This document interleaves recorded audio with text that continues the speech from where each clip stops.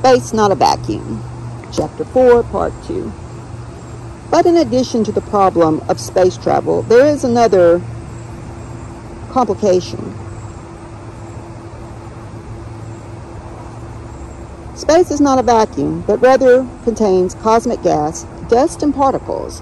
It is calculated that there is about 1 hydrogen atom per cubic centimeter, plus bits of dust and other material. A space vehicle traveling at a speed close to that of light would collide with this space material in the form of radiation, and that with an impact of several hundred atom smashers, says Professor Edward Purcell, the Nobel laureate of Harvard. This, plus the fact that physical beings, no matter how advanced, are still governed by physical laws, makes the very idea preposterous. No wonder Dr. Purcell concludes, all this stuff about traveling around the universe in spacesuits, except for local exploration within the solar system, belongs back where it came from, on the cereal box. Assuming that all these obstacles can someday be overcome, we are still back in square one. As G.G. Simpson reminds us, not even one Earth-like planet outside our solar system has been observed objectively or known to exist in fact.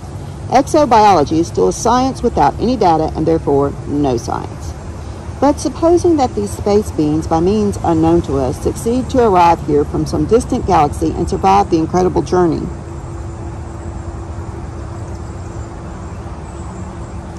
It still has to be explained how they are able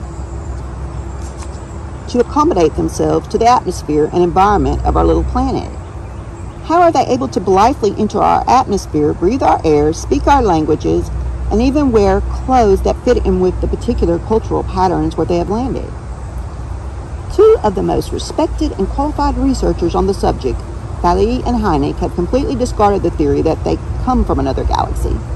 If UFOs are indeed somebody else's nuts and bolts hardware, then we must still explain how such tangible hardware can change shape before our eyes, vanish in a Cheshire cat manner, not even leaving a grin, seemingly melt away in front of us, or apparently materialize mysteriously before us without apparent detection by persons nearby or in neighboring towns. We must wonder too where UFOs are hiding when not manifesting themselves to human eyes. Alternative possibility. Since the extraterrestrial theory has been discredited by so many people, is there an alternative possibility that would explain how these space beings visit our planet? The truth is that no extraterrestrial theory is credible except where it can be interpreted in a spiritual context. Albright and Alexander state the case with clarity. The extraterrestrial theory draws conclusions of a profoundly spiritual nature, while conveniently avoiding that controversial label, said spiritual label. Entities that operate with total disregard for the inviolate laws of physics, traveling at the speed of light or faster, and having solved all their problems, would have to be classified as spiritual semantic arguments. Notwithstanding, this change of climate has already begun. An increasing number of scientists and UFOologists are coming over to this position, advocating what is known as the paraphysical hypothesis. Even agnostic John Keel accepts this position. He states, quite bluntly, that the only hypothesis that can answer the questions posed by all the sightings is the paraphysical one. Other writers like R.A.F. Marshall, Lord Downing, who directed the Battle of Britain in 1940, came to the same conclusion. So did Dr. Clifford Wilson when he wrote, I would have no doubt whatever as to the fact of spiritual beings, evil forces, and phenomena that cannot be explained by purely physical, psychical, or psychological concepts. In similar vein, Bali posed these questions to himself.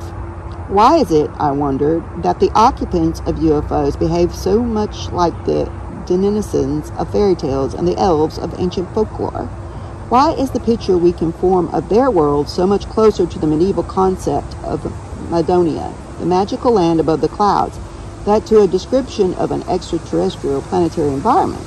And why are UFOs becoming a new religious form? He concludes, the UFO phenomena represents a manifestation of a reality that transcends our current understanding of physics. The UFOs are physical manifestations that cannot be understood apart from their psychic and symbolic reality. What we see in effect here is not an alien invasion. It is a control system which acts on humans and uses humans.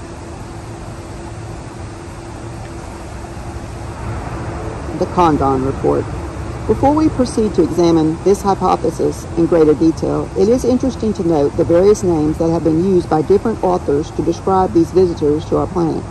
Some refer to them as humanoids, others as UFOnauts, UFO sapiens, paraphysical beings, and spiritual beings. Scientists of late have shown a preference for this last designation and are referring more and more to these visitors as spiritual entities, and indeed to the whole UFO activity as a spiritual or paraphysical phenomenon. This was the term used in the Condon Report, a document published by an Air Force-sponsored scientific group at the University of Colorado under the direction of Dr. E.U. Condon, January 1969. This report has been much criticized and even ridiculed by certain UFOologists as another example of government whitewashing. But in fairness to the report, it should be noted that it did arrive at three significant conclusions. A. It all but demolished the idea that Earth was being visited by creatures from other planets and galaxies, admitting that a few mysteries still remain unsolved. It concluded that there was no hard evidence that UFO spaceships were from extraterrestrial civilizations. B. The objects seen in the sky and sometimes on the ground were just as material as any other physical object, although maybe only temporarily so. C. The sightings of UFOs, spaceships, and aircraft and their occupants should be attributed to paraphysical phenomena. That is, UFOs belong to the same categories as seances, spiritist movements, etc. In short, they are paraphysical.